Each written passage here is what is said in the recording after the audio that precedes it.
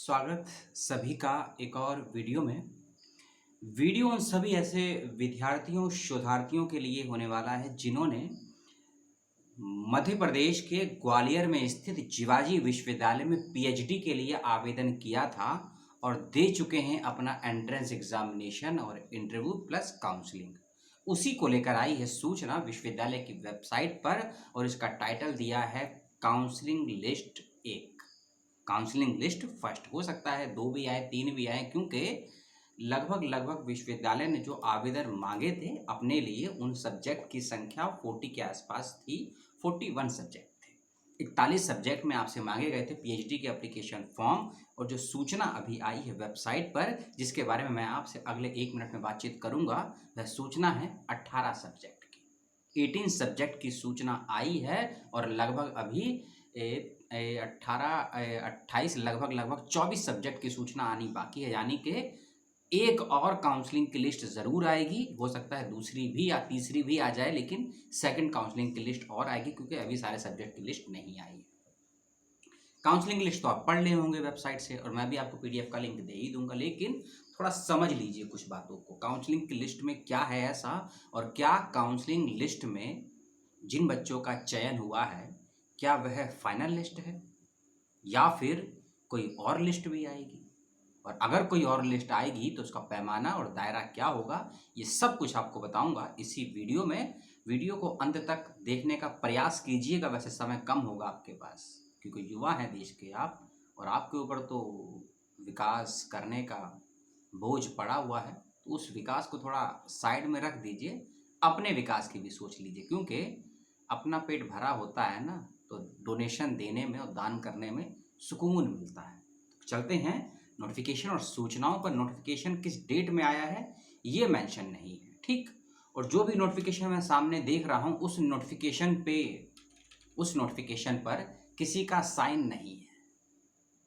किस डेट को इशू हुआ ये डेट इशू नहीं है, किस अधिकारी ने इशू किया है उसको उसका भी डेट और साइन नहीं है। तो ये जो नोटिफिकेशन आया है, सूचना आई है, इसकी मैं पुष्टि नहीं कर सकता हूँ प्रमाणिकता की। हो सकता है किसी ने विश्वविद्यालय की वेबसाइट को हैक कर लिया हो और ये पीडीएफ उस पर अपलोड कर दिया हो, कुछ भी हो सकता है, क्योंकि इसके ऊपर ना ही विश्वविद्यालय का नाम लिखा है, ना ही उसका लोगो है, ना ही कोई डेट मेंशन है, ना ही कोई साइन है, और ना ही किसी प्रकार की कोई स्टैंप या ठप्पा लगा हुआ है। तो मैं नहीं कह सकता हूँ कि यूनिवर्सिटी की प्रमाणिक जानकारी है या नहीं। हाँ, लेकिन यूनिवर्सिटी का नाम जरूर लिखा है, जैसे कि हम टाइप करते हैं वैसा लिखा। और ये है जो नोटिफिकेशन है ये स्कैन करके डाला गया है, याद रखिएगा, स्कैन करके डाला गया है। तो ये जानकारी सही है गलत है मैं पुष्टि नहीं करता हूँ, लेकिन जो जानकारी है मैं आपको दे रहा हूँ, ठीक है।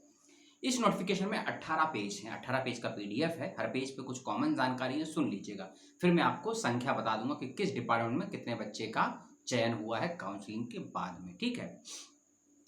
इस नोटिफिकेशन की लिस्ट में आपको अपना जो नंबर होता है ना, क्या नंबर बोलते हैं, आपका रोल नंबर, आपका नाम, आपकी कैटेगरी, आप किस स्टेट से हैं, आपके सुपरवाइजर का नाम भी इसमें अंदर दिया हुआ है कि आपने किस सुपरवाइजर के अंदर अपना सोनोप्सिस वेरीफाई करवाया, फिर आपका इंटरव्यू हुआ, उन्होंने हाँ ना बोला कि हाँ कराएंगे नहीं कराएंगे, और आप जो रिसर्च का है आपका जो सेंटर अलॉट किया गया है, क्योंकि स्टेट यूनिवर्सिटी है तो कुछ कुछ सेंटर अलॉट किए जाते हैं कि आप किस सेंटर के अंदर जाके रिसर्च करेंगे। कि जैसे कि गवर्नमेंट पीजी कॉलेज दतिया इसमें करके दिया हुआ है, ठीक है, दतिया करके है। फिर इसमें दिया है गवर्नमेंट MLB कॉलेज एक्सीलेंस करके एक नाम दिया गया है। एक नाम इसमें ऐसे दिया गया है कि SOS physics Jiwaji university Gwalior से दिया हुआ है। फिर इसमें एक दिया गया है गवर्नमेंट MLB कॉलेज ग्वालियर दिया हुआ है, ठीक है। SOS pharmaceutical science Jiwaji college, ऐसे सेंटर दिए हुए हैं कि आप इनके इस सेंटर से अपना रिसर्च कर सकते हैं, ठीक है। ये आप देख लीजिएगा। आपका जो एंट्रेंस में कितना नंबर आया है 30 में से, और जो एंट्रेंस में आपका 70 में से कितना नंबर आया है ये लिस्ट में दिया गया है।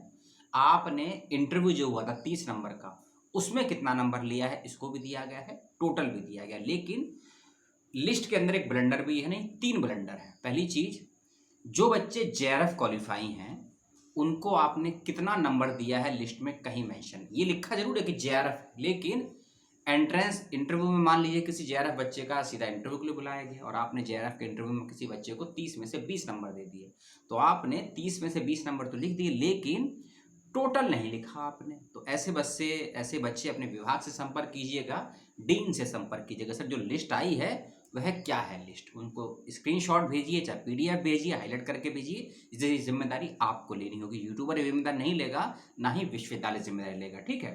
तो आपके एंट्रेंस में कितने नंबर हैं, इंटरव्यू में कितने नंबर हैं, टोटल कितने नंबर हैं, लिस्ट में इसको मेंशन किया गया है, ठीक है।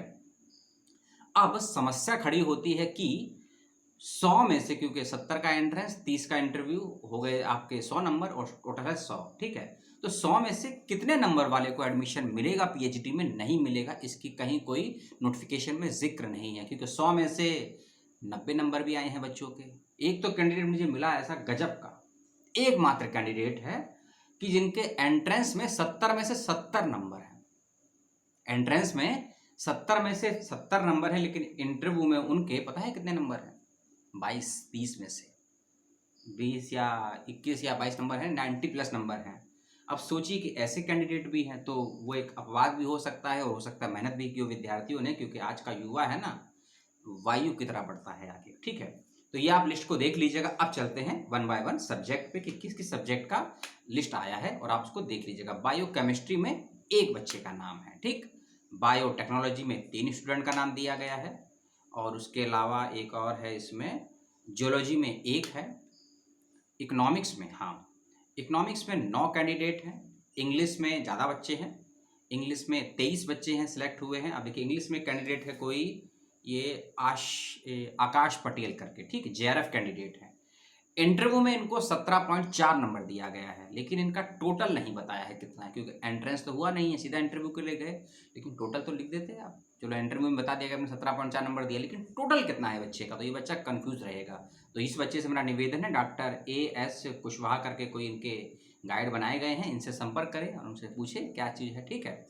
ये था इंग्लिश का। अगला है एनवायरमेंटल साइंस, ओनली 1 बच्चा है, एक स्टूडेंट है इसमें। अब देखिए आप लोग सवाल करेंगे मुझसे फिर एक और कि सीट तो 15-20 थी, सिलेक्शन 1 या 2 बच्चे का क्यों भैया, स्टेट यूनिवर्सिटी नहीं, सेंट्रल में भी होता है।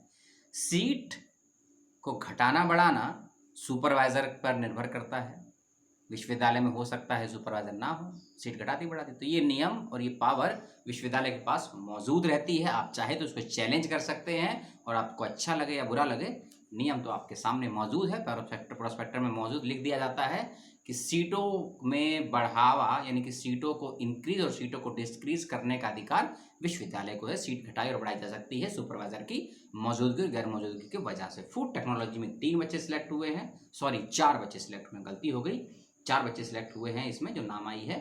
और याद रखिएगा, मैं जब सिलेक्ट सब बोलता हूँ ना, ये फाइनल लिस्ट नहीं है कि पीएचडी इनको ही मिलेगा, ऐसी कोई जानकारी नहीं लिखी है नोटिफिकेशन में, कहीं कोई शब्द नहीं लिखा है नोटिफिकेशन में। नोटिफिकेशन किस अधिकारी ने जारी किया है, कौन सी डेट को जारी किया है, इसकी पुष्टि मैं नहीं कर सकता हूँ, कोई जानकारी नहीं है। ज्योग्राफी डिपार्टमेंट के हम लिस्ट में आ चुके हैं, ज्योग्राफी डिपार्टमेंट में 18 बच्चों का नाम है इसके अंतर्गत, देख लीजिएगा। और देखिए जेआरएफ कैंडिडेट कुछ ऐसे हैं इस विश्वविद्यालय में जिन्होंने एंट्रेंस भी दिया है, जेआरएफ भी हैं, एंट्रेंस भी दिया है, इंटरव्यू भी दिया। अब देखिए जैसे कि मेरे लिस्ट सामने खुली है, मेरे सामने ये किसकी है, ज्योग्राफी की है। ज्योग्राफी में 1 2 3 5 कैंडिडेट ऐसे हैं जो जेआरएफ भी हैं और एंट्रेंस भी दिया है। और जितने भी जेआरएफ कैंडिडेट हैं ना, जिन्होंने एंट्रेंस दिया है, किसी का भी 50 से ऊपर नंबर नहीं है। एक कैंडिडेट का आया है 50.4, यानी किसी का 35 है, 40 है, 46 है, ऐसे नंबर। और इंटरव्यू में कितना नंबर है, 18 से भी कम, यानी कि जेआरएफ कैंडिडेट का 18 से भी कम नंबर है और एंट्रेंस में और कम है, यानी कि संभावनाएं बहुत कम है इनकी सिलेक्शन होने की। अब जो होगा विश्वविद्यालय तय करेगा।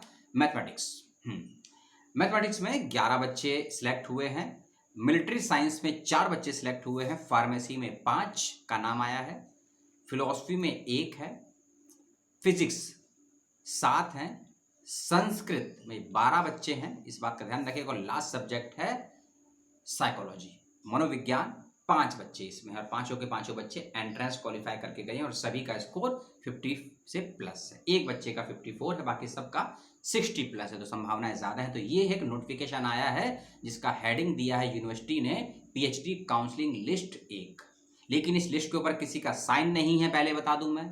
किसने अधिकारी ने जारी किया है उसका कोई नाम साइन नहीं है, किस डेट को जारी हुआ है कोई प्रमाणिक नहीं है, यूनिवर्सिटी का लोगो नहीं है, कोई स्टैंप नहीं है, और इस नोटिफिकेशन को एक तरीके से स्कैन करके अपलोड किया गया है। अब चाहे तो जानकारी को सही मानिए या गलत मानिए, ये आपको तय करना है, यूट्यूब को तय करना है। और यदि जिवाजी विश्वविद्यालय का कोई स्टूडेंट, कोई शिक्षक, कोई शोधार्थी, कोई अधिकारी इस वीडियो को देख रहा है तो कमेंट करके मुझे ज़रूर बताएं कि जो जानकारी इसमें मैंने बताई है, जिस पीडीएफ को पढ़कर, वह जानकारी प्रमाणिक है या नहीं। क्योंकि पीडीएफ का लिंक भी मैंने डिस्क्रिप्शन बॉक्स में दे दिया है, आप इसको देखिए, समझिए, पढ़िए, और मेरे लिए कोई सलाह हो आपके पास तो सलाह दीजिए, कोई सवाल हो आपके पास तो सवाल को भेज दीजिए, कुछ पर्सनली जानना समझना चाहते हो तो अपना ईमेल आईडी और फ़ोन नंबर मुझे दे दीजिए, मैं आपसे संपर्क कर लूँगा।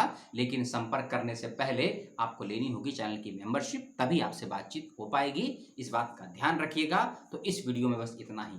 रात के लगभग 3 बजे हैं, 19 अक्टूबर सुबह 3 बजे के समय में ये वीडियो शूट कर रहा हूँ कि ताकि आपको सुबह 7 बजे ये सूचना मिल जाए। और 7 से क्योंकि एडिट करना होता है थोड़ा सा वीडियो को, तो सुबह 8 बजे 19 अक्टूबर को आप इस वीडियो को देख रहे होंगे मेरे चैनल पर। और 19 अक्टूबर सुबह 7 बजे के बाद यदि कोई अपडेट आता है तो उसकी जानकारी मैं आपको नेक्स्ट वीडियो में दे दूंगा। इस वीडियो में इतना ही। अपना ध्यान रखिएगा, अपनों का ध्यान रखिएगा, ठीक है। और आपने मुझे समय दिया उसके लिए बहुत बहुत आपका आभार और बहुत बहुत धन्यवाद। सलाम, जय हिंद, जय भारत।